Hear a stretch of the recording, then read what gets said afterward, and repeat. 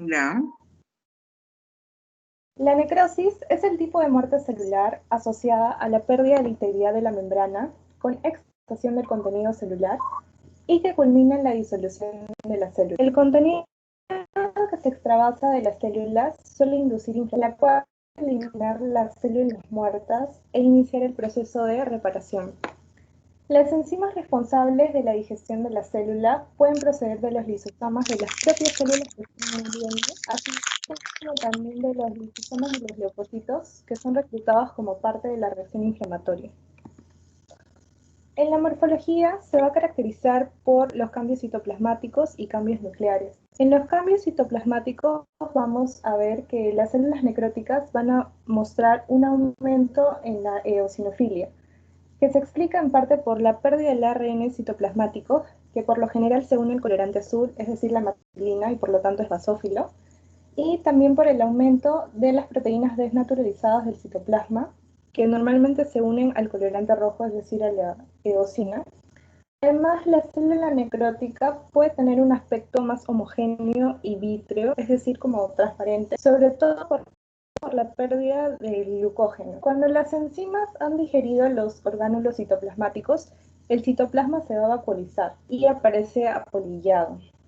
Además, las células muertas se pueden sustituir por masas de fosfolípidos arremolinadas que se llaman figuras de mielina y se originan en las membranas celulares lesionadas. Por ejemplo, en esta imagen podemos observar cómo es que el citoplasma se muestra con un aumento en la eosinofilia. También vamos a ver que se va a mostrar como algo así como apolillado. No sé si ustedes han visto la madera cómo queda después de que las polillas lo destruyen, así con huequitos así, y un poco transparente por la pérdida de glucógeno. Las figuras de mielina no se van a poder observar aquí, pero sí en un microscopio electrónico. Y bueno, en esta imagen sí se puede observar la figura de mielina, ¿no? Con respecto al núcleo, vamos a ver que es a consecuencia de la rotura del ADN y la cromatina.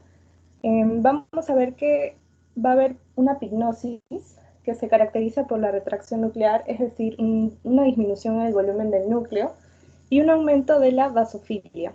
También vamos a ver que el núcleo pignótico puede fragmentarse y eso se le llama cariorexis, que aquí podemos observar. En este término, la célula puede sufrir cariólisis, en la la basofilia se va a perder por la digestión del ADN, producto de la actividad desoxirribonucleasa, y en 1 o 2 días el núcleo de la célula necrótica desaparece por completo, como está aquí en la tercera imagen, que ya no tiene núcleo esa célula. Por último, el destino de las células necróticas puede ser que persistan por un tiempo o, de lo contrario, pueden ser digeridas por enzimas y desaparecer. También pueden sustituirse por figuras de mielina, que yo lo había mencionado, y estas pueden ser fagocitadas por otras células o pueden ser degradadas a ácidos grasos, los cuales normalmente atraen a las sales de calcio y otros minerales y pueden calcificarse, y esto se le llama calcificación distrófica. Ahora, la necrosis puede tener varios patrones distintos a nivel morfológico, que deben ser reconocidos porque pueden orientarnos sobre la causa asociada. Por ejemplo, tenemos la necrosis coagulativa, que se va a caracterizar porque aquí se va a conservar la arquitectura de los tejidos muertos, los que van a mostrar una textura firme. Esto se debe a que la lesión desnaturaliza no solo las proteínas estructurales, sino también las enzimas, y por lo tanto bloquea la proteólisis de las células muertas. Como consecuencia, las células eosinófilas anucleadas van a persistir durante días o semanas. Por último, las células necróticas se eliminan mediante fagocitosis por los linfocitos infiltrantes o también por la acción de sus enzimas lisosómicas.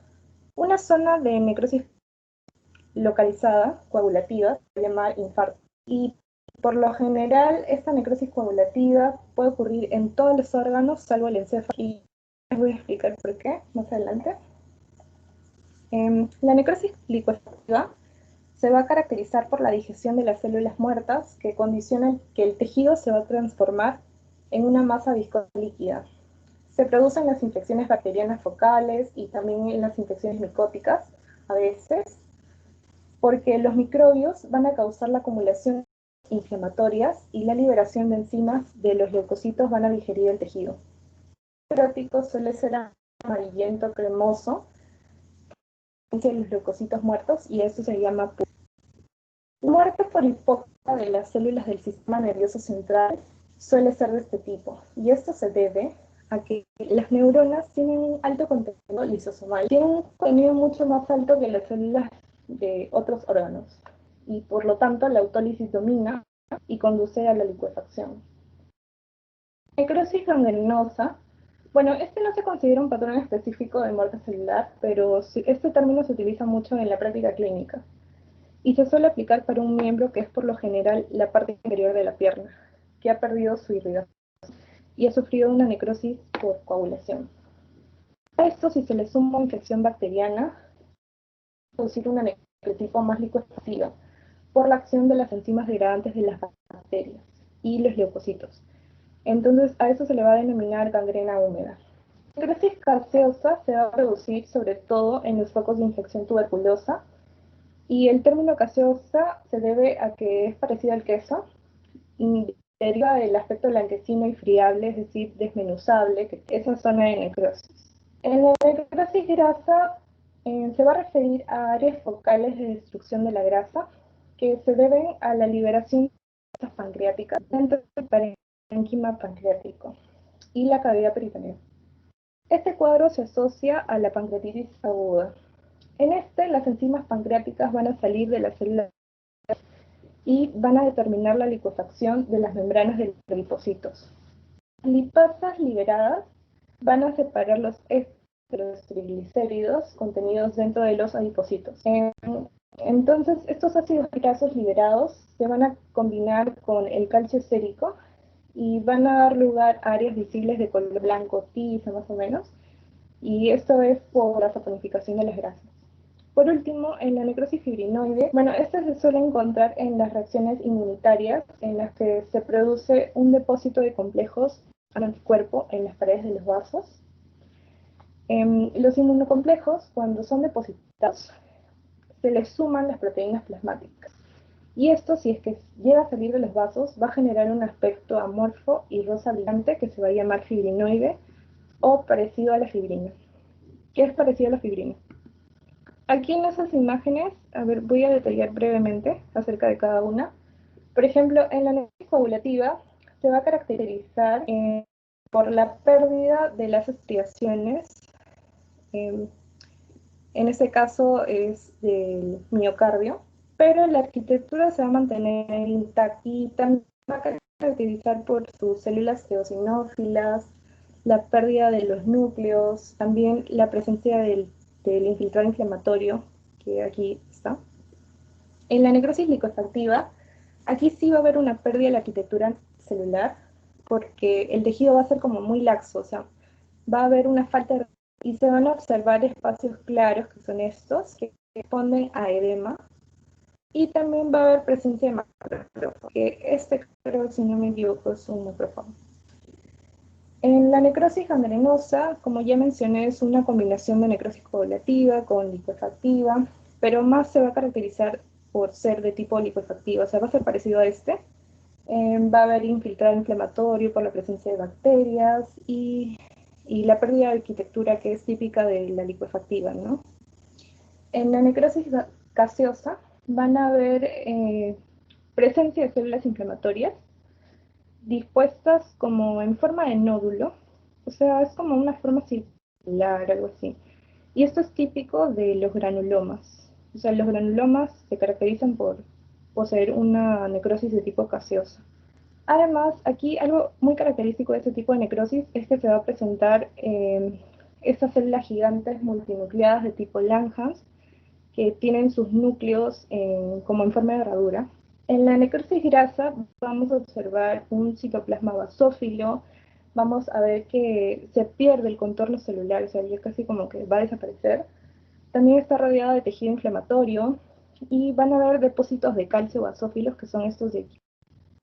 Y por último, en la necrosis fibrinoide va a haber una proliferación de macrófagos en el vaso y en la pared se van a observar unas hebras de color rosa brillante que viene a ser el tejido fibroso o fibrinoide. Bueno, eso sería todo. Gracias.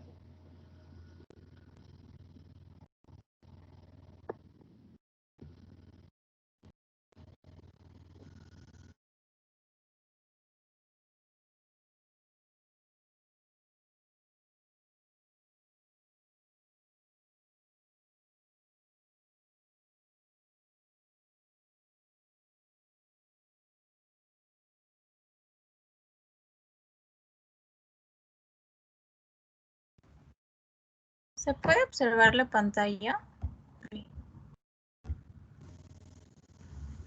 Sí. Observa. Ya. Bueno, soy María Morales y les voy a hablar sobre mecanismos de lesión que están involucrados en la necrosis. Los mecanismos de lesión que llevan a necrosis son disminución del ATP, daño mitocondrial, alteración de las membranas, estrés oxidativo y aumento de la entrada de calcio. Estos mecanismos son los mismos que están involucrados en las lesiones reversibles, pero que cuando se presenta un mayor grado de severidad o una mayor duración llevan a la célula a un proceso irreversible que va a terminar en muerte celular, que puede ser necrosis o apoptosis si esta es programada. La necrosis es una forma no programada de muerte celular que está causada por pérdida de la homeostasis iónica y por afectación de las membranas celulares. Cuando este daño a las membranas es importante, las enzimas que se encontraban en el lisosoma van a penetrar en el citoplasma y digerirán la célula. Esta lesión en la membrana se va a dar por diversos mecanismos, que son los que había mencionado, y dentro de estos, la reducción de las concentraciones del ATP es una de las causas fundamentales que va a estar involucrada con la necrosis. El ATP se produce por vía glucolítica o por la fosforilación oxidativa. Sin embargo, cuando hay una lesión mitocondrial o cuando hay disminución en el aporte de oxígeno, lo que va a suceder es que esta vía no va a poder darse. Por lo tanto, la célula opta por la vía glucolítica. Al darse esta vía, va a haber producción de ácido láctico, lo que va a disminuir el pH de la célula. La disminución de ATP también causa una alteración en la función de la bomba de sodio y potasio. Al alterarse la función de esta bomba, lo que va a suceder es que el sodio y el potasio se van a mover a través de su gradiente de concentración, por lo que el potasio va a salir de la célula y el sodio va a ingresar, arrastrando agua con él, por lo que la célula se observa edematizada. La disminución de ATP también conlleva a la entrada de calcio intracelular. Esto, a su vez, provoca la activación de múltiples enzimas celulares, tales como la fosfolipasa y proteasas, que llevan a la lesión de la membrana. Y por último, el mecanismo de las especies reactivas de oxígeno. Estos radicales libres se generan de manera normal en la célula a través de procesos como la oxidorreducción que se da en las mitocondrias. También se pueden generar durante la inflamación en los leucocitos activados y por absorción de energía radiante como luz ultravioleta o rayos X. Así como se producen, también son eliminados mediante enzimas como la superóxido dismutasa, la catalasa y la glutatión peroxidasa. Sin embargo, cuando hay un desequilibrio entre eliminación y producción, va a haber una acumulación de estos radicales libres en la célula, lo que va a llevar a reacciones como la modificación oxidativa de las proteínas, lesiones del ADN y peroxidación de los lípidos. Es la peroxidación de los lípidos lo que va a causar daño en la membrana, llevando así a la necrosis celular. Lesiones que están involucradas en este proceso de necrosis. La primera es la lesión isquémica e hipóxica. Esta es la lesión celular más común en medicina clínica y se va a dar como consecuencia de una hipoxia. Normalmente es causada por obstrucción mecánica de las arterias, aunque también puede darse por una reducción en el drenaje venoso. Lo que vamos a observar aquí es que la isquemia va a causar una reducción en el aporte de No veo oxígeno. tu exposición. ¿No lo puede observar? No, solo veo tu trabajo que es mecanismo de lesión en necrosis. A ver. Y ahora sí. ¿Sí? Sí, ahora sí. Ya, bueno, esta es una diapositiva. A ver. ¿Se puede observar? Sí. Sí, ya. Bueno, la lesión isquémica, como seguía diciendo, es la lesión celular más común en medicina clínica y se va a dar como consecuencia de una hipoxia. Normalmente es causado por obstrucción mecánica de las arterias, aunque también puede darse por una reducción del drenaje venoso. Lo que sucede aquí es que la isquemia va a causar una disminución en el aporte de oxígeno. Esto no va a permitir que el ATP se forme por fosforilación oxidativa. Va a haber una alteración de la bomba de sodio y potasio, causando un edema por la excesiva cantidad de sodio que ingresa a la célula arrastrando agua. También va a haber un incremento del calcio intracelular, lo que va a llevar a la activación de fosfolipasa y proteasas que van a alterar la composición de la membrana. Se va a optar por la vía glucolítica, lo que va a disminuir el pH debido a la producción del ácido láctico y va a haber una disminución del glucógeno. También va a causar una disminución en la síntesis de proteínas por daños en los ribosomas. Este proceso es reversible, sin embargo, si la lesión continúa, va a causarse un daño importante en la membrana, lo que va a estar seguido por la salida de enzimas del lisosoma debido a que su membrana está alterada. Se aumenta su permeabilidad. Al salir estas enzimas, se activan en el citoplasma, lo que va a conducir a la digestión de los componentes celulares. Y por último está la lesión isquémica. ¿Se puede ver la diapositiva? Sí, Sí, ya, gracias. Este tipo de lesión se presenta de manera frecuente en la práctica clínica. Es una importante limitación para la farmacoterapia. Va a afectar de manera más frecuente al hígado debido a que aquí es donde se metabolizan muchos de los fármacos que se usan. Puede darse de manera directa o indirecta.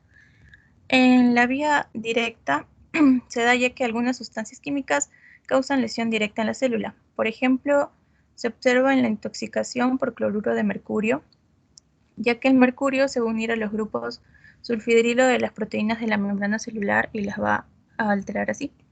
Otro ejemplo es con el cianuro, que va a afectar la citocromo oxidasa de las mitocondrias y va a inhibir a la fosforilación oxidativa. Y con respecto a la lesión por vía indirecta, esta se da por conversión de metabolitos a metabolitos tóxicos altamente reactivos. La mayoría de las sustancias químicas tóxicas no son biológicamente activas en estado natural y para actuar sobre las células necesitan transformarse en metabolitos tóxicos reactivos. Esta conversión está dada por la citocromo P450 que se encuentra en los retículos endoplasmáticos del hígado. En este proceso van a producirse radicales libres que mediante la peroxidación lipídica van a dañar la membrana celular. Gracias, eso sería todo.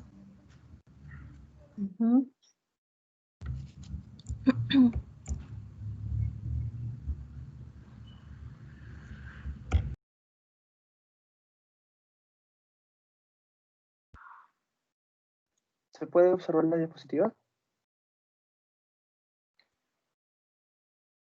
Sí, Gustavo. Bueno, ya está bien. Gracias. Buenas tardes, yo voy a continuar la exposición ahora hablándoles de apoptosis. Voy a empezar definiendo qué es apoptosis. La apoptosis es un mecanismo de muerte celular inducida por un proceso de suicidio programado, significa que está estrechamente regulado, en la cual las células van a morir producto de la activación de ciertas enzimas que van a degradar el ADN, las proteínas, el citoplasma, el citoesqueleto, etc. Esta apoptosis se da cuando las células de plano son innecesarias, pueden ser perjudiciales, cuando esas células están envejecidas. Por ejemplo, en el desarrollo embrionario, se da apoptosis en las células para dar paso a los espacios interdigitales para mantener la funcionalidad de la mano. Es un ejemplo. En el siguiente, en el de abajo, podemos ver que hay ciertos linfocitos en el timo que desarrollan receptores para que reaccionan frente a moléculas que son propias de nuestro cuerpo.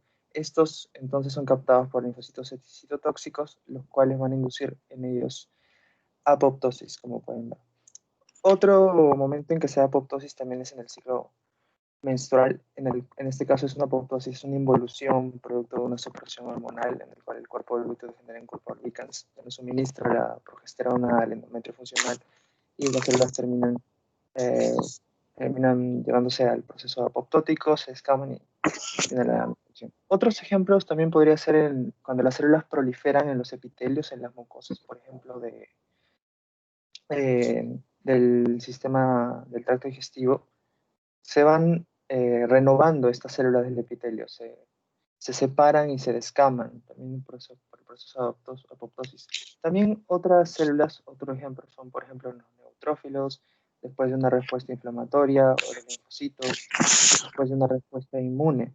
Después de haber cumplido su función, al no haber los factores necesarios para que ellos vivan siendo factores de crecimiento, como va a explicar mi compañera más adelante en la siguiente exposición, que para qué sirven estos factores o cuáles son los estímulos el mecanismo de apoptosis, es otra forma en la que las células pueden ser inducidas. Y todo esto es algo fisiológico, no hay ninguna alteración, son cosas que se dan normalmente en nuestro desarrollo y aún como somos, cuando somos adultos.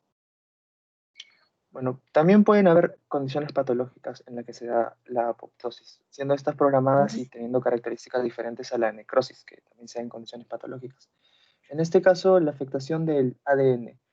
Pueden ser por radiación, pueden ser por mutación, y la célula en realidad tiene mecanismos para, que se podría decir, tratar con las mutaciones del ADN, pero cuando estos mecanismos se ven muy vencidos, se induce la apoptosis porque es preferible que la célula muera a que se convierta en una célula maligna, una célula cancerosa. En el caso de la atrofia, cuando ciertos conductos o el músculo en la atrofia sucede en apoptosis, por ejemplo, si hablamos de el riñón o el páncreas, cuando se estudian algunos conductos, esto se debe haber muerte celular para que el tejido se produzca atrofia. También pueden haber proteínas mal plegadas, que en este caso se acumulan en el retículo endoplasmático, traen lo que se llama el estrés del retículo endoplasmático. Y estas proteínas, así como hay un mecanismo para lidiar con el ADN, hay un mecanismo para lidiar con las proteínas mal plegadas. Hay proteínas chaperonas, hay proteasomas, y cuando estos mecanismos ya no pueden cubrir y el almacenamiento es muy grande, se induce apoptosis también, porque no están funcionando bien las proteínas. Otro ejemplo de apoptosis en una condición patológica que no se encuentra aquí es, por ejemplo, la infección, cuando los linfocitos citotóxicos también inducen apoptosis en las células que han sido infectadas. Ahora vamos a hablar de las características morfológicas. En la apoptosis, a diferencia de la necrosis, como explicó mi compañera, en la necrosis va a haber edema, mientras que en la apoptosis hay una retracción celular. La célula se va a hacer más pequeña, se va a hacer más densa y las organelas también, cosa que no pasa en la necrosis, donde es común que haya edema tanto en las organelas como en la propia célula. En este caso, el núcleo se va a condensar, la cromatina se va a condensar. Eh, Esto es lo más común, mientras que en la necrosis pues, se podían ver tres procesos de los que hablo: pignosis, cariorrex y cariolisis. Después de la condensación, posteriormente se va a empezar a fragmentar, porque se condensa en la periferia del núcleo y luego se empieza a fragmentar. Y ciertas porciones van a las vesículas o cuerpos apoptóticos, que porque se forman en la membrana, se empieza a contornear y se empiezan a separar sin perder la integridad de la membrana. La membrana se ve alterada porque hay ciertos cambios en la membrana que sirven para que estos cuerpos apoptóticos sean reconocidos por células fagocíticas como los macrófagos, y que éstas la destruyen con sus enzimas. Pero la membrana no se va a ver comprometida, es decir, no va a haber las organelas, las enzimas, lo que está contenido dentro de la célula no va a salir del compartimento intracelular y por ende no va a causar inflamación, como sí causaba en la necrosis. Y esto va a hacer que sea un poco más difícil de ver histológicamente. Y aquí en la última diapositiva vamos a ver una comparación de la apoptosis y la necrosis. Vemos cómo es completamente diferente. Si ven al lado izquierdo, en la necrosis la célula está edematizada, igual que las organelas. En el otro caso, la célula se ha encogido, se ha retraído, y también en los dos casos se forman vesículas.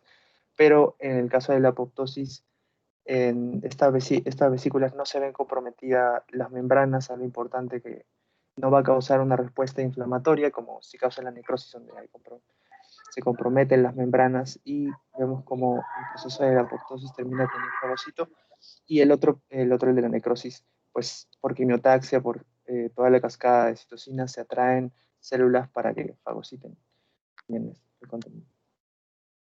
Bueno, eso ha sido todo. Gracias. Muy bien.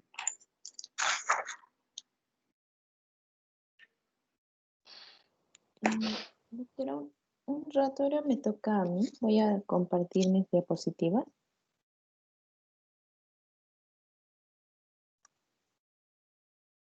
¿Se ven? Sí se ve, Navi. Sí, gracias. A ver. Sí se escucha bien, ¿no?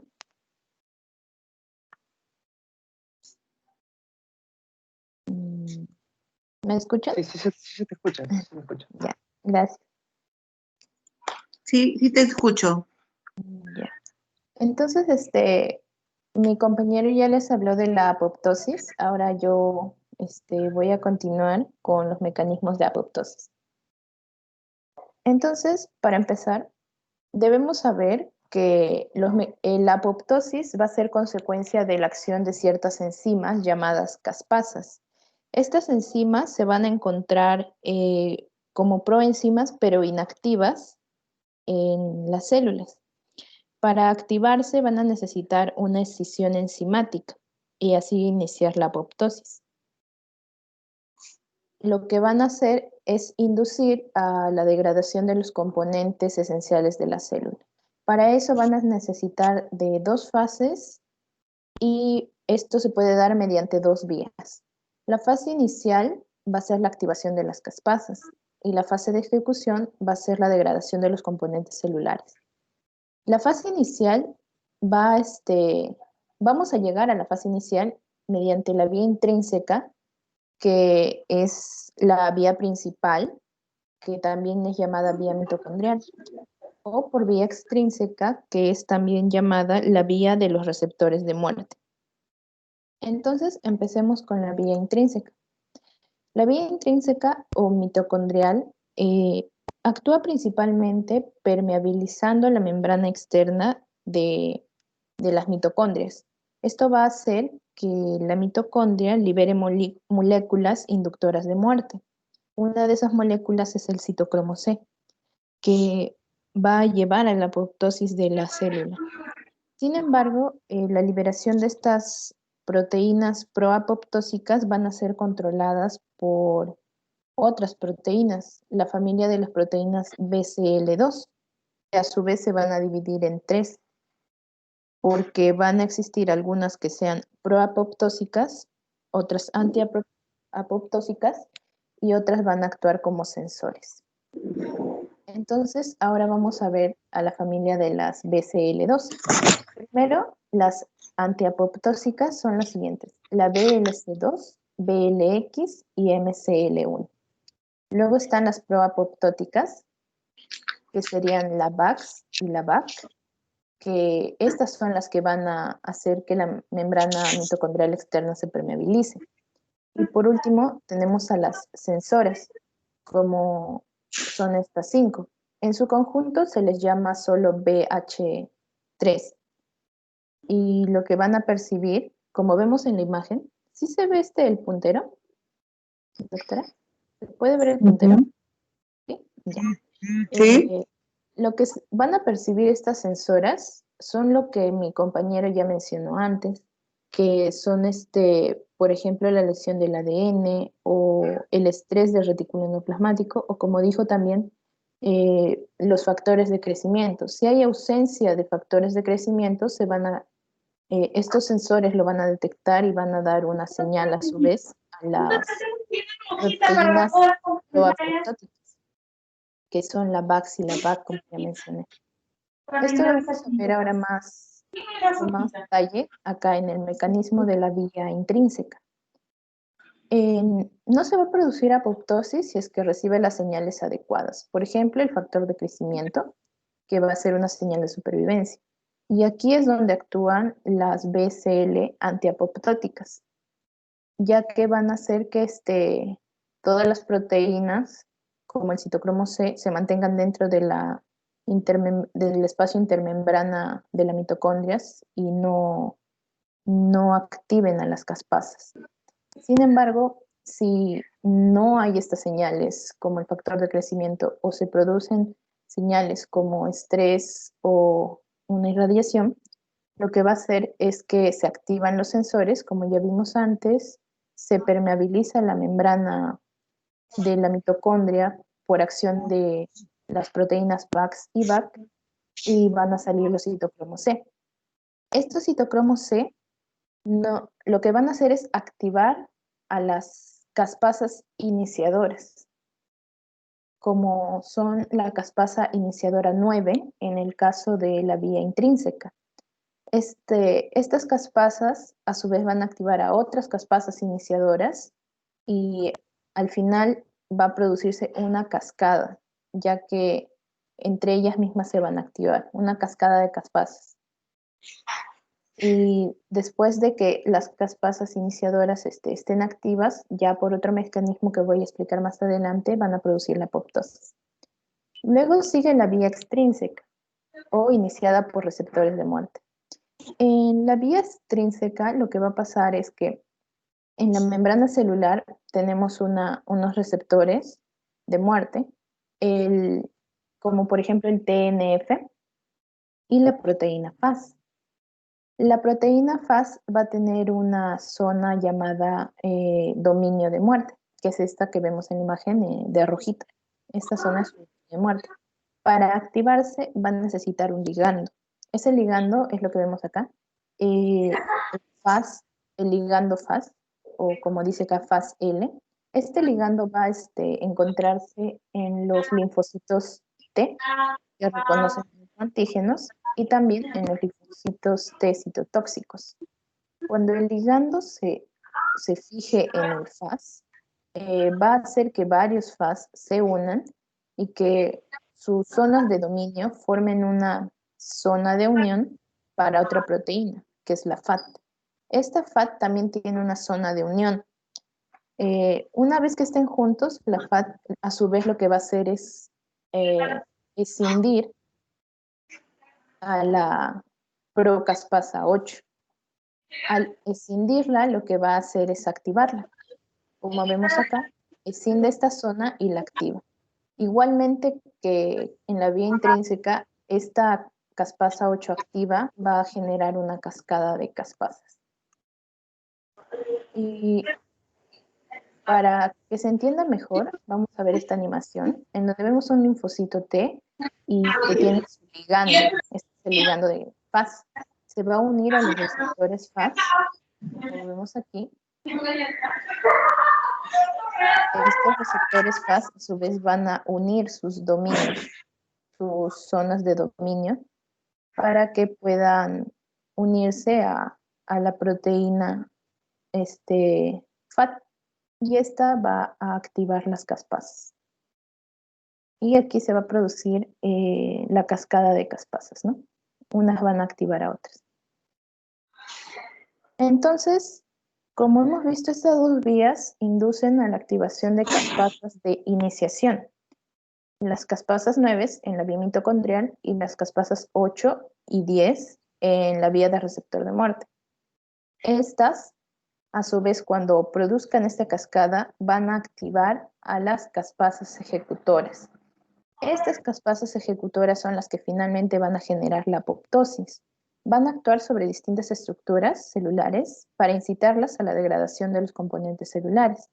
Por ejemplo, van a desinhibir a la enzima ADNasa, incitándola a escindir al ADN.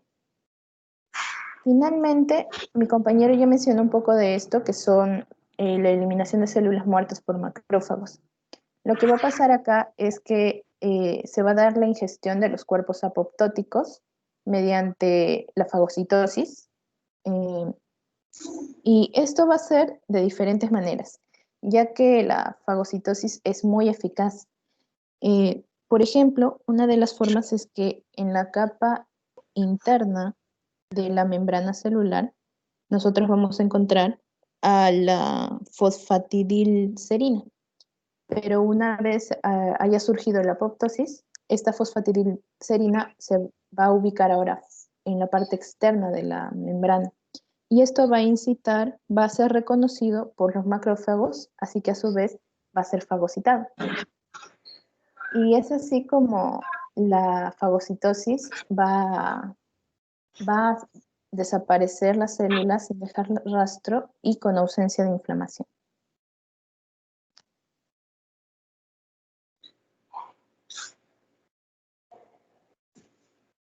Eso sería todo. Ya, ese sería todo. Ya. Entonces, hasta aquí, a ver, hasta aquí tienen que ustedes, estas exposiciones, qué importante van a ser para ustedes cuando expliquemos todas las bases moleculares del cáncer, de por qué se producen la apoptosis, por qué las células en sí, por qué son los marcadores que nosotros llamamos al BSL2, utilizamos en determinados tejidos según patologías. Entonces, este es un preámbulo que ustedes han hecho para luego entender lo que posteriormente le vamos a dictar en clases teóricas, ¿no? Entonces, ya están reconociendo ustedes cuando hablamos de apoptosis y cuando hablamos de necrosis, ¿no? Que son, si uno quiere, algo similares, pero no iguales, ¿no? La apoptosis trabaja mucho con la energía celular, ¿no? Entonces, así es como nosotros vamos a ir clasificando las diversas patologías, sobre todo, miren, las neoplasias y los cánceres, donde se produce justamente estos procesos que ustedes están exponiendo. ¿No? Chicos, el Los, siguiente grupo. Disculpe que la corte, doctora. ya, ya.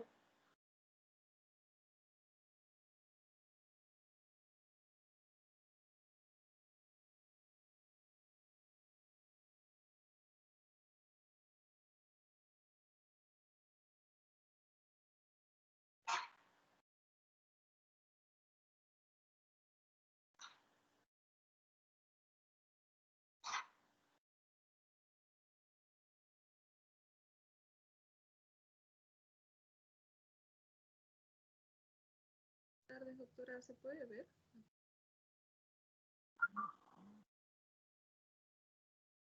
¿Se puede ver la pantalla?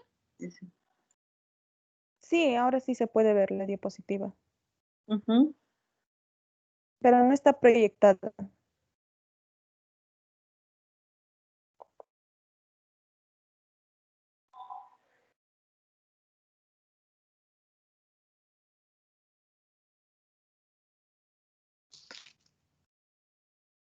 ¿Sí?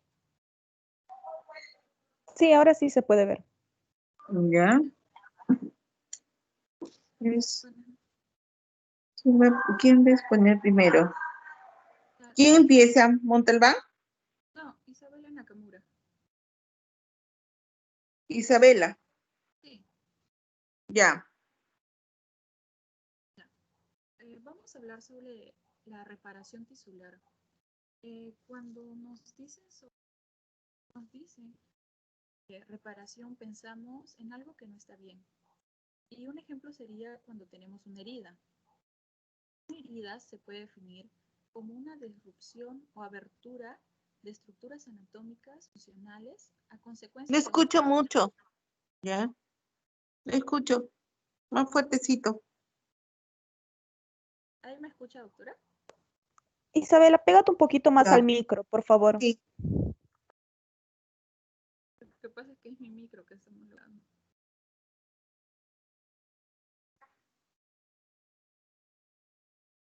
¿Ahí me escucha? Ya, a ver. Una vez que se produce la herida, comienza un proceso de reparación.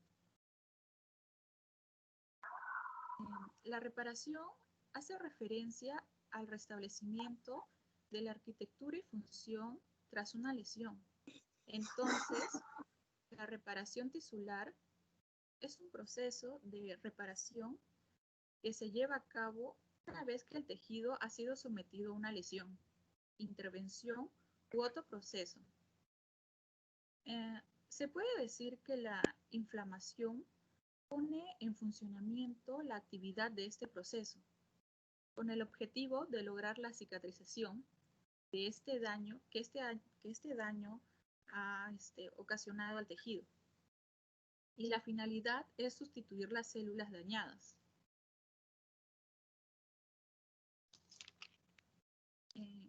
La reparación de tejidos dañados tiene lugar a dos tipos de reacción: la regeneración y la cicatrización.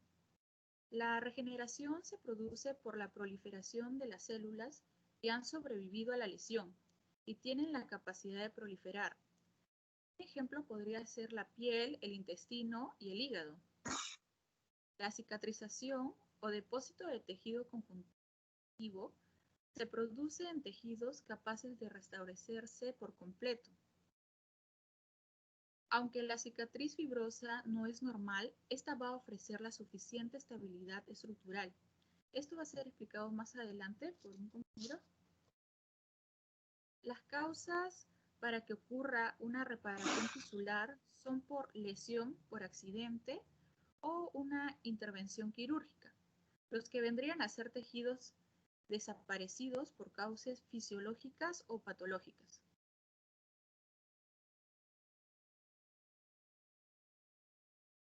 Gracias.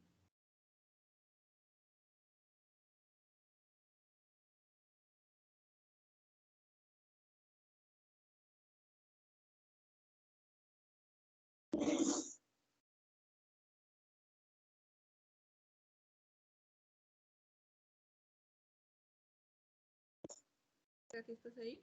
Ya.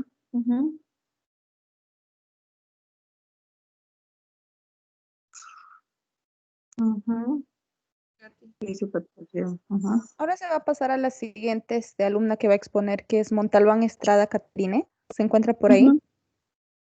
Sí, estoy esperando porque no sale mi diapositiva. Y la que va a proyectar es Nakamura. Nakamura, ¿estás ahí? ¿Me escuchan? Sí, Katy, ya está proyectándose tu diapositiva. Sí, yo la veo. No la veo. No la veo. ¿Aló? Creo que es tu internet, Hola. Katy.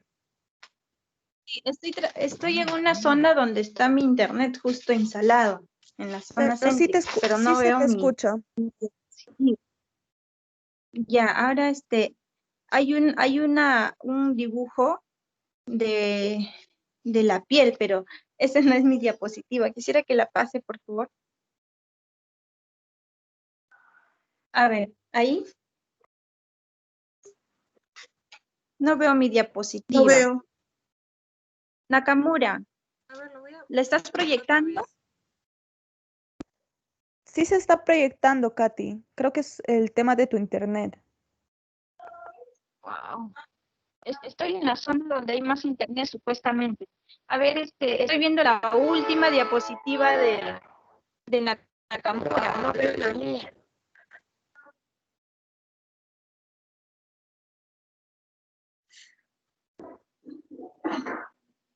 Ya. Red lenta, wow, sí debe ser el internet. Dice red lenta, dice que hay el video para mejorar la calidad. Ah, ya, no. Causas, ahora la siguiente.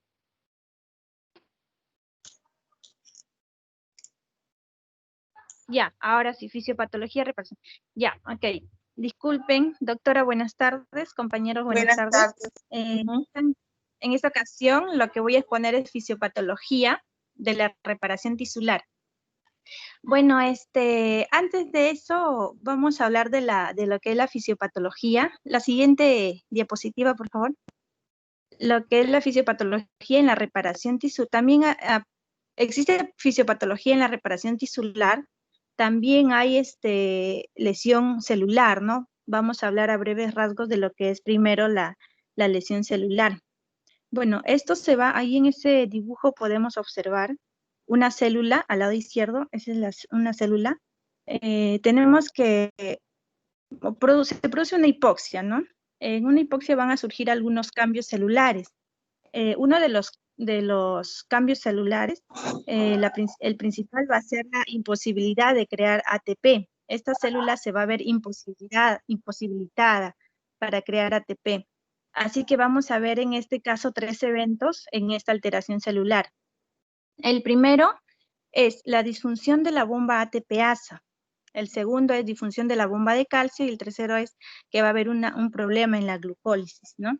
El primero, vamos a describir el primero. En la disfunción de la bomba sodio y potasio, en donde en situaciones normales se va a intercambiar. Sabemos que esta bomba va a producir intercambio de 2 iones, como son el sodio y el potasio.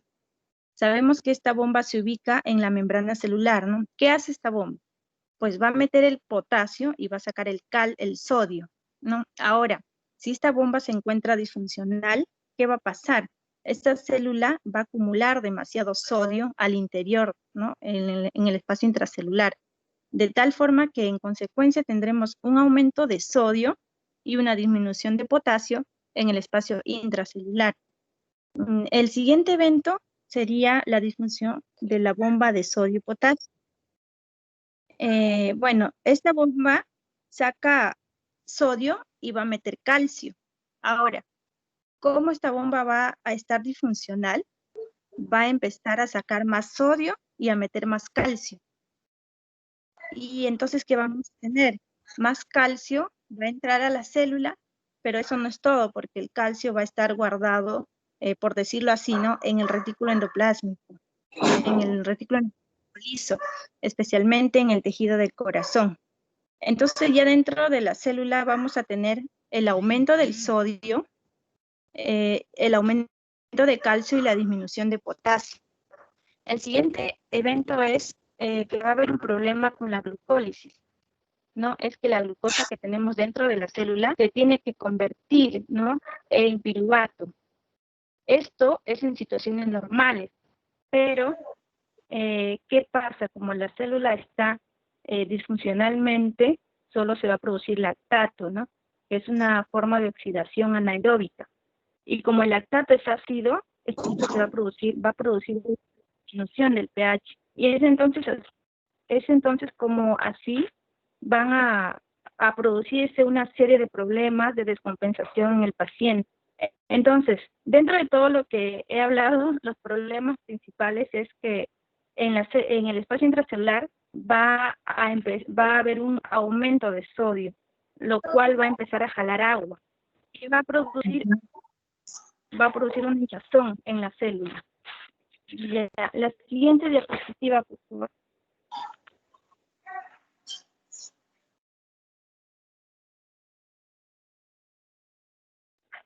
La siguiente. La siguiente diapositiva.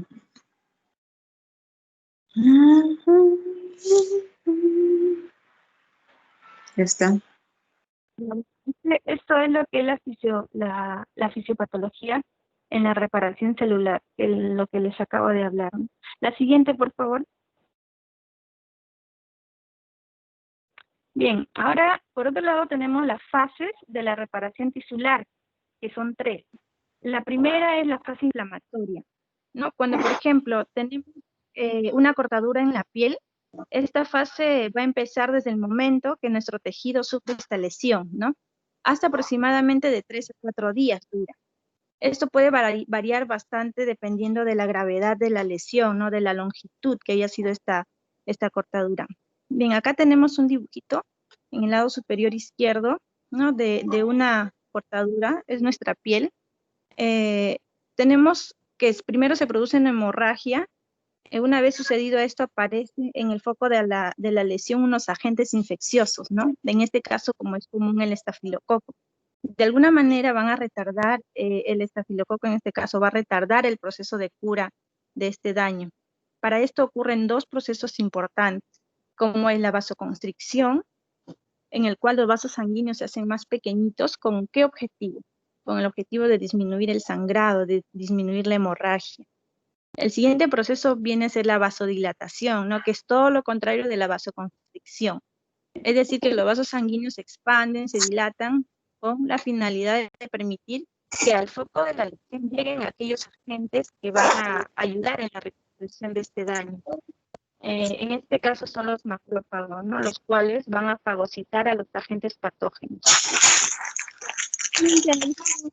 que es la coagulación sanguínea, que está favorecida por las plaquetas, ¿no? Son componentes principales de esta coagulación. Bueno, estas plaquetas van a hacer la lesión por un... ¿Alguien ha aprendido su audio?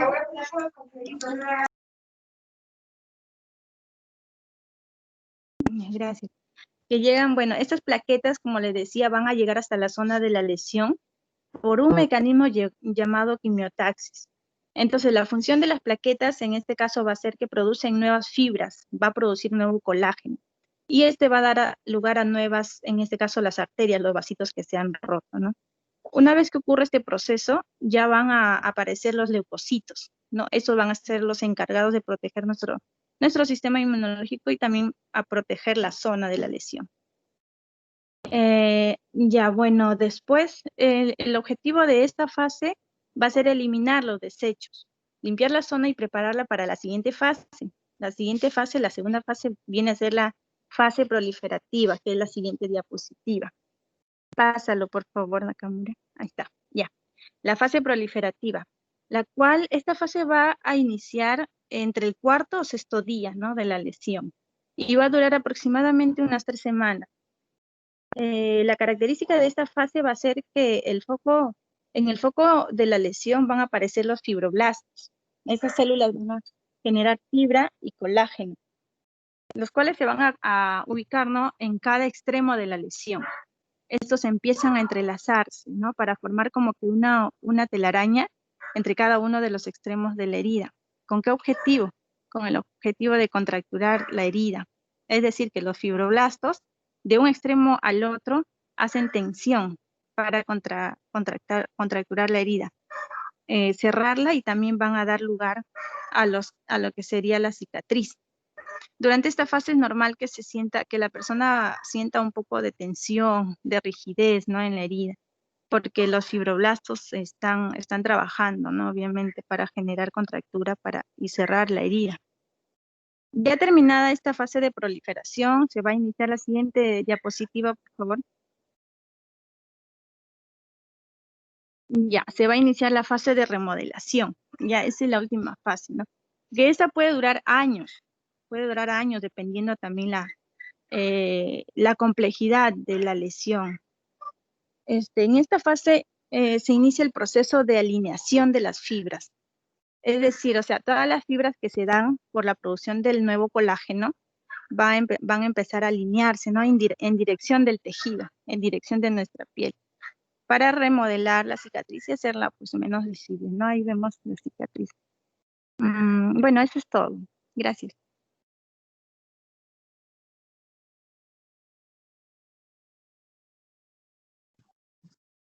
Buenas tardes, profesora. Buenas tardes, compañeros. A continuación, bueno, mi parte a exponer es alteraciones del proceso de reparación celular.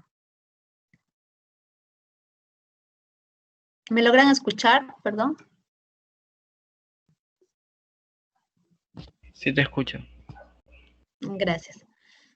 Bueno, las alteraciones, una de estas alteraciones es el retraso en la cicatrización, que eso puede producir cuando la herida se prolonga en su curación, ¿no? Y los factores que van a dificultar esta cicatrización pueden ser factores intrínsecos o factores extrínsecos. Dentro de los factores intrínsecos tenemos la hipoxia, la isquemia, la infección, los cuerpos extraños, la insuficiencia venosa crónica, la radiación, los tóxicos, el traumatismo repetitivo y también el cáncer. Siguiente. Bueno, la hipoxia, ¿no? ¿Qué viene a ser la hipoxia? Viene a ser un trastorno en el cual no hay una suficiente cantidad de oxígeno que llega al tejido. Esto se puede deber por diferentes causas. Una de ellas puede ser la anemia, ¿no? Como sabemos, cuando hay anemia, hay una deficiencia de hierro, y el hierro es el que transporta el oxígeno. Entonces, al haber esta anemia, no va a haber quien transporte este oxígeno. Entonces, se va a producir una hipoxia también, ¿no? Como podemos ver en la imagen que está al lado derecho, También otra causa puede ser la depresión energética. Bueno, se ve, ¿no? Una depresión energética en los bordes de la herida. También hay una dificultad con la síntesis de colágeno. Impide también la migración de los fibroblastos. Hay acumulación de metabolitos ácidos. Eso también puede producir enema y también reduce los mecanismos de defensa contra la invasión bacteriana. Siguiente, por favor. La isquemia es otro factor intrínseco, ¿no? La isquemia viene a ser la reducción del flujo sanguíneo en una zona del cuerpo. Como podemos ver en la imagen que está al lado derecho, a veces cuando hay una presión, por ejemplo, en una zona, no va a haber un buen riego sanguíneo, se podría decir. Entonces, esto también puede producir una isquemia y posteriormente una necrosis. Por ejemplo, en el caso, por ejemplo, de los torniquetes, ¿no? El torniquete produce una presión y esa presión también puede producir una isquemia y posteriormente también puede producir una necrosis. Entonces, también otra causa de esto puede ser lo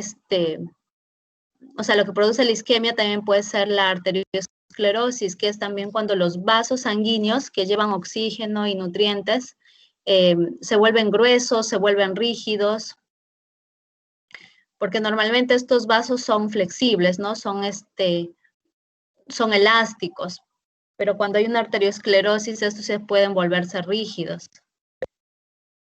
Va a haber lesiones vasculares locales, generalmente en los pies y piernas. Se puede producir úlceras crónicas también. Hay signos de atrofia en piel circulante, hay dolor en el reposo.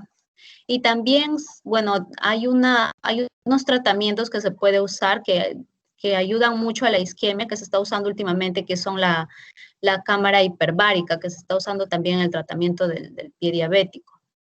Siguiente, por favor. La infección es otro factor también que bueno, que hace que una herida no pueda cicatrizar rápidamente, ¿no? Que demore el tiempo de cicatrización. ¿Por qué? Porque prolonga la respuesta inflamatoria. Además de esto, disminuye la actividad fibroblástica, aumenta la actividad proteolítica, altera la angiogénesis, que es la formación de nuevos vasos, también causa inmunosupresión,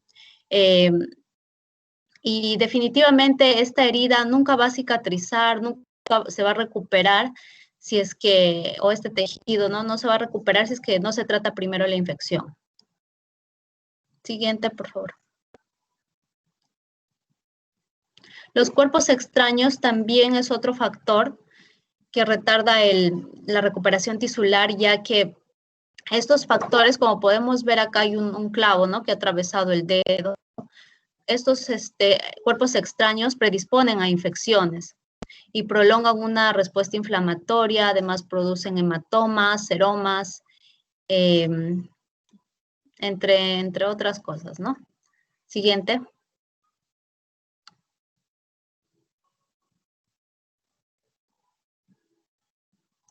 La insuficiencia venosa crónica es otro factor también que viene a ser una afección en la cual las venas, como sabemos nosotros las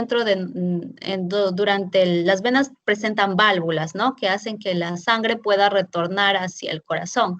En este caso, cuando hay una insuficiencia venosa, no se puede dar este proceso, ¿no? Entonces esto va a formar un edema, va a haber una induración de la piel, va a haber cambios en la pigmentación, el tejido de granulación va a estar rojizo y la piel va a estar hiperpigmentada, ¿no? Siguiente.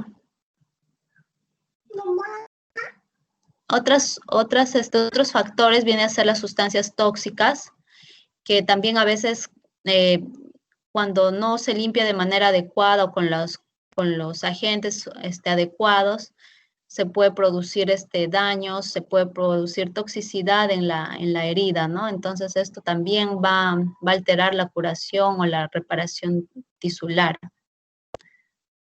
El cáncer también es otro otro factor que retarda la reparación tisular. Por ejemplo, en caso de los cánceres que son más agresivos, por ejemplo, en el cáncer vasocelular, en el cáncer espinocelular. Siguiente. Ahora tenemos los factores extrínsecos. Dentro de estos factores extrínsecos tenemos el déficit nutricional, que bueno, efectivamente cuando no hay una buena, como lo dijo el profesor incluso en la clase hace unas horas, cuando hay un déficit de proteínas, cuando hay un déficit de vitaminas, el tejido no se va a poder recuperar y eso no va a permitir un cierre adecuado de la herida o de la lesión, ¿no? Entonces, retarda también el proceso de cicatrización. Se requieren también aminoácidos, se requieren zinc, cobre, ¿no? Para que todo esto ayude a la regeneración, para que ayude al proceso de reparación tisular. La diabetes también es otro factor extrínseco, ya que esta interfiere en el metabolismo de todas las fases de cicatrización. Además, hace que se sinteticen menos colágeno y también, como hay a veces un déficit de insulina, esto también evita, ¿no?, la formación de fibroblastos, lo que son necesarios para el caso de la cicatrización. Además de esto, también las personas diabéticas están predispuestas a una isquemia tisular, a una lesión por traumatismos de recuperación y también están predispuestas a la infección. Siguiente. Continuando con los factores extrínsecos, tenemos la obesidad, que también hace que haya mayor tensión en la herida. También es más frecuente la necrosis grasa y el déficit de riego. También hay un mayor riesgo de infección. Y bueno, otro también son los corticoides que inhiben la respuesta inflamatoria y la migración, interfieren también con la epitelialización y la síntesis de colágeno. Siguiente. Las quimioterapias también interfieren con la división celular, ya que interfiere con la cicatrización, ya que interfiere con la división celular, retrasa el proceso reparativo, además también favorece la infección, porque las personas que reciben quimioterapia se encuentran también inmunodeprimidos, ¿no? También el caso, como ya dije anteriormente, también del cáncer, ya que presentan alteraciones inmunológicas porque se encuentran también inmunodeprimidos. Siguiente. Y ahora vemos otra alteración que viene a ser la cicatriz hipertrófica, que viene a ser una cicatriz que se va a formar por un aumento de los componentes del tejido cicatricial. Por ejemplo, va a haber un aumento de colágeno, de elastina, de proteoglicanos. Y vamos a ver que va a haber un aumento también de la densidad de los vasos sanguíneos. Esta cicatriz hipertrófica es un poco parecida a la cicatriz queloide, pero la hipertrófica, digamos que conserva los márgenes digamos, del corte, se podría decir. No es tan prominente, no causa, no se ve tan gruesa como el caso de la cicatriz queloide. No se extiende más allá de los bordes de la herida inicial, ¿no? Siguiente, por favor.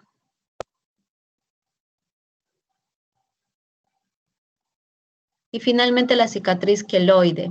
La cicatriz queloide, es similar a un tumor benigno del tejido conjuntivo. Invade la dermis y el tejido celular subcutáneo. En caso de la cicatriz queloide, sí se extiende de los límites de la herida original. Es eritematosa, pruriginosa, hay un tejido hipocelular, las bandas son gruesas e irregulares. Como vemos acá en las imágenes, tenemos una diferencia, ¿no?, entre la cicatriz hipertrófica y la cicatriz queloide. La cicatriz queloide es un poco más gruesa, los límites van más allá de la lesión, ¿no? Y eso sería todo. Gracias.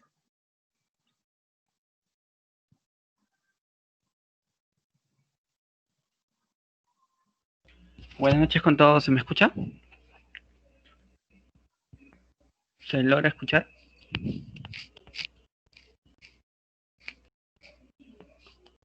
Doctora, buenas noches. ¿Me escucha? Ya, bueno. Vamos a ver un poco más a detalle lo que es la reparación tisular, poniendo énfasis en lo que es el proceso. Bueno, la reparación celular es un proceso que consta de dos fases. Uno que es la regeneración y el otro la cicatrización. Se entiende por regeneración a la sustitución de las células dañadas por otras de la misma clase que tienen, que van a tener la misma función.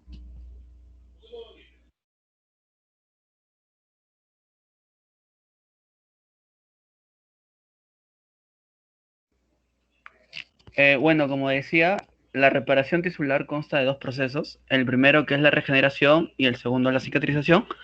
La regeneración se realiza, es aquella en la cual se da la sustitución de células lesionadas por otras de la misma clase. Y la segunda es donde se da la sustitución por tejido conjuntivo fibroso. La siguiente, por favor. Bueno, la fase de la reparación tisular. Es un mecanismo que depende básicamente de la hematosis, que es decir, el intercambio de oxígeno entre las células y su medio. Y también de la inflamación, que va a ser lo que va a dar inicio al proceso. Siguiente, por favor. Bueno, la fase de inflamación. Esta es una etapa importante en la cual es caracterizada por la llegada de los macrófagos. Los macrófagos no solamente llegan a fagocitar las sustancias de desecho, sino también vienen a estimular de una manera posterior la producción de fibroblastos y células endoteliales. Se sabe que los fibroblastos van a ser aquellas encargadas de la producción del colágeno y las células endoteliales van a dar origen a lo que son los capilares y las glándulas sebáceas y glándulas sudoríparas. Siguiente, por favor. Siguiente, por favor. Bueno, en la fase proliferativa, que es aquella que se da del día 3 al día 21, es una etapa en donde donde se produce la fibroplasia, que es la producción de colágeno, aumentando la fuerza ténsil de cicatrización, la angiogénesis, que es la producción de nuevos vasos, y la reepitelización, junto con la contracción de la herida para poder ayudar a lo que es el cierre. En esta etapa, los macrófagos liberan sustancias como la fibronectina, la interleuquina y el factor de crecimiento, que van a estimular la acción de los fibroblastos para la producción de tejido, el tejido de granulación. Y va a ayudar a la acción de los angioblastos para la producción para la producción y la creación de la angiogénesis, que es la producción de nuevos vasos, ¿no? Siguiente. Siguiente, por favor. Y bueno, como habíamos comentado, los fibroblastos van a dar origen a lo que es la creación de colágeno, y el colágeno se va a acumular, pero este colágeno es débil y desorganizado, y es por eso que vamos a ver la última etapa. Siguiente, por favor. Y es por eso que en la fase de remodelación es aquella en donde se da la completa acumulación de colágeno y también la diferenciación de fibroblastos en miofibroblastos, que son ellos los que van a aumentar la fuerza ténsil y permiten la aproximación de los bordes de lesión para poder tener la piel completamente reparada, regenerada. Según el tipo de tejido, esto puede durar, como se mencionó, entre meses y años, y esta se puede superponer a la fase anterior, comenzando desde el día 15. Hay que tener en cuenta también que a las 2 semanas el colágeno se ordena aleatoriamente, y a las 4 semanas el colágeno se ordena de manera longitudinal, como se había mencionado, para poder tener una buena reestructuración. De la semana 3 a la semana 12, el colágeno aumenta de un 20 a un 80%, teniendo así una completa regeneración del tejido. Muchas gracias. Muchas gracias, eso sería todo.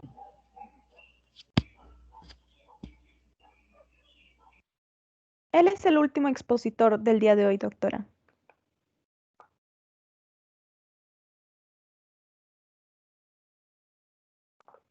Doctora, su micro está apagado.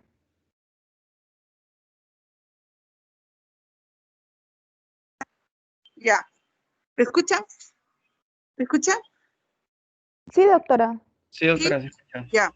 Les decía de que lo han resumido muy bien porque pensaba que iba a ser más largo lo que iban a hacer, pero está bien, lo han resumido bien. En cuanto a estas pequeñas ponencias que se ha hecho de lo que es reparación, de lo que es apoptosis, tienen que guardar bien esos conceptos porque los vamos a revisar en las teorías.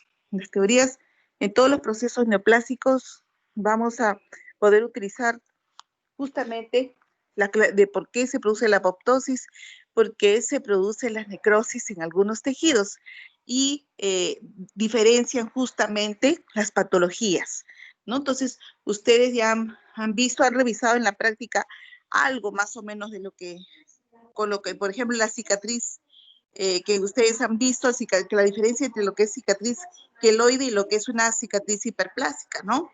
Entonces, esa pequeña hipertrofia que hay a nivel de la herida, o sea, del corte, de la cirugía, ¿no?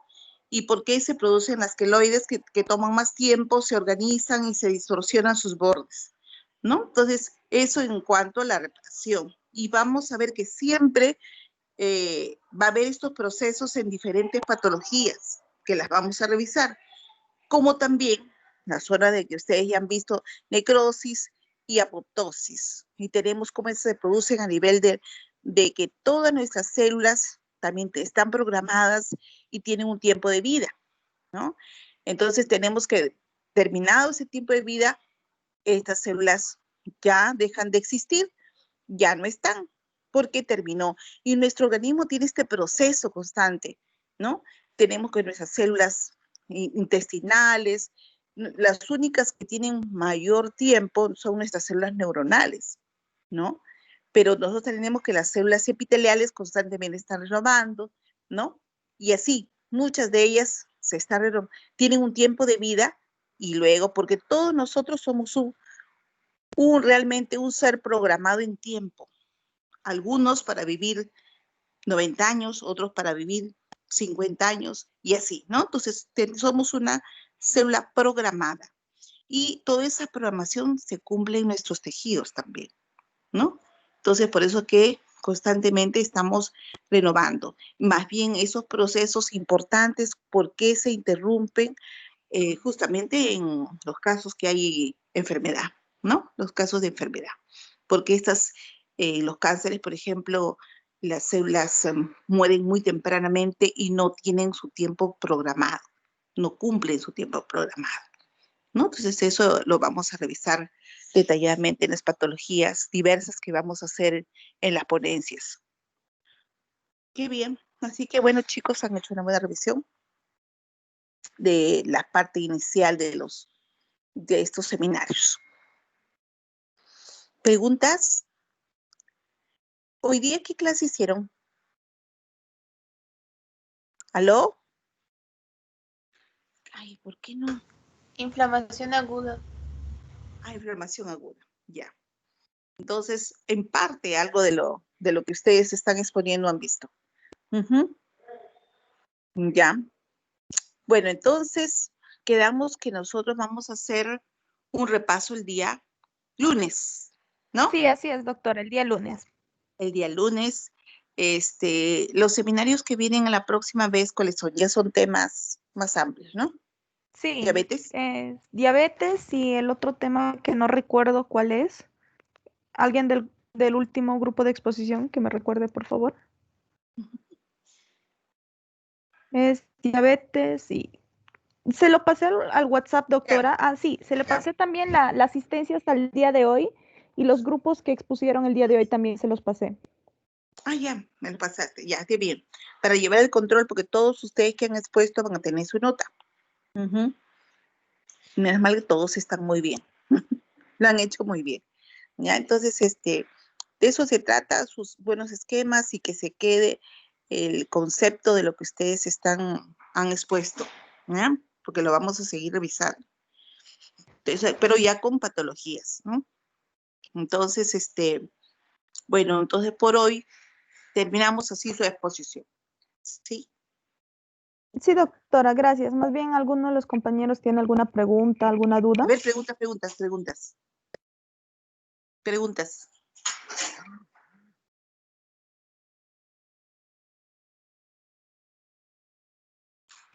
Creo que no hay preguntas, doctora.